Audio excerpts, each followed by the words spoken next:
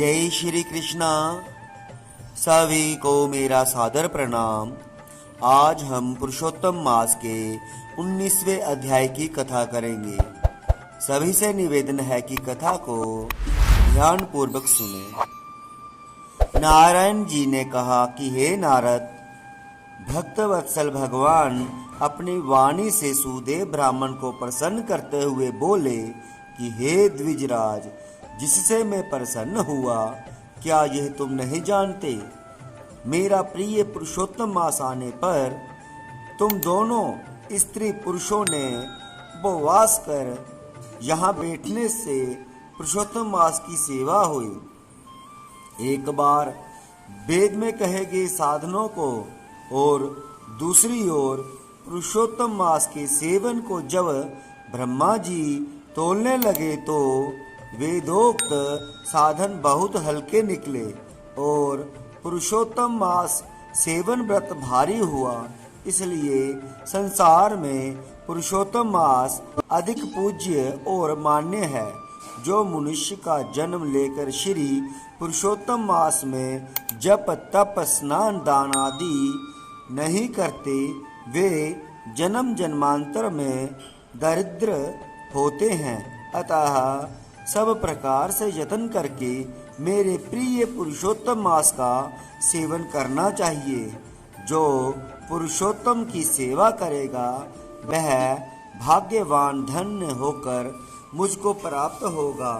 श्री नारायण बोले, इस प्रकार हे मुने, जगदीश्वर कृष्ण भगवान ऐसा कहकर तत्काल गरुड़ पर चढ़कर अत्यंत पवित्र वैकुंठ लोक को चले गए। स्त्री सहित सुदेव ब्राह्मण मृत प्राय होकर फिर जीवित हो गए और शुकदेव को देखकर रात दिन अत्यंत हर्षित होते रहे और कहने लगे कि यह अत्यंत आश्चर्य की बात है कि ऐसा मास कहीं भी न देखा न सुना। इस प्रकार आश्चर्य युक्त होकर वह सुदेव ब्राह्मण अत्यंत श्रद्धा युक्त होकर पुरुषोत्तम मास का सेवन करने लगा। श्री वाल्मीकि कहते हैं कि वही तुम राजा दृढ़धनवा विख्यात हुए। हे राजन, पुरुषोत्तम मास के सेवन से संपूर्ण ऋषियों के भोगने वाले हुए। हे राजन, जो तुमने मुझसे पूछा था सो मैंने सब तुमको बतलाया और पूर्व जन्म में जो शुकदेव तुम्हारा पुत्र था वही तोता था। हरि ने उसको जिलाया और शुकदेव नाम से विख्यात हुआ।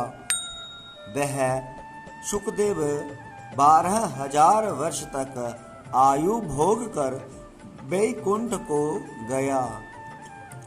वही शुकदेव वन के सरोवर में बड़ के वृक्ष पर बैठकर संसार सागर में डूबे हुए विषय रूपी सर्प से तुम जो हो अपने पूर्व जन्म के पिता को देखकर कृपा से युक्त हो चिंतन करने लगा कि यदि मैं इस राजा को बोध नहीं कराऊंगा तो मेरा भी अपराध हो जाएगा।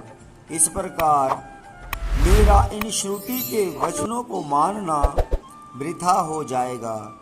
इसलिए मुझको अपने पूर्व जन्म के पिता का उपकार अवश्य करना चाहिए। ऐसा सोचकर ही उस तोते ने तुमको ज्ञान दिया। जय श्री कृष्णा। आज हमने पुरुषोत्तम मास के 19वें अध्याय का श्रवण किया। आशा है सभी ने कथा को ध्यान पूर्वक सुना होगा। सभी को जय श्री कृष्णा।